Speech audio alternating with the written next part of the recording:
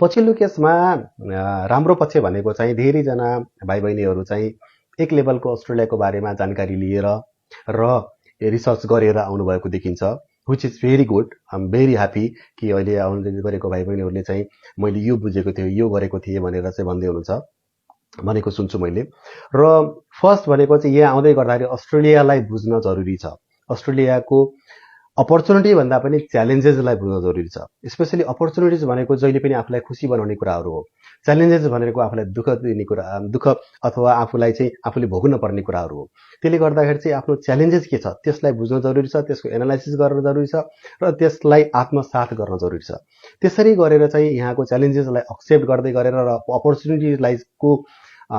अपर्च्युनिटीलाई देखेर र एक्साइटेड भएर अगाडि बढ्नु हो भने चाहिँ तपाईलाई यहाँ आइसकेर फेरि आफूलाई अलिकति लो फिल हुने अथवा आफूलाई चाहिँ कन्फिडेन्ट लो हुने सिचुएसन क्रिएट हुँदैन।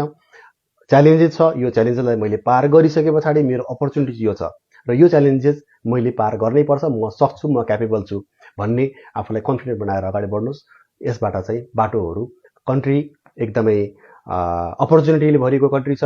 यहाँ चाहिँ राम्रो इन्भाइरोमेन्ट छ, क्वालिटी इन्भाइरोमेन्ट छ, क्वालिटी पढाइ छ, क्वालिटी लाइफ छ र आफूलाई आफ्नो सक्षम भएर इन्डिपेन्डेन्टली आफूलाई एउटा राम्रो पाथमा लाग्न सक्ने कन्ट्री छ।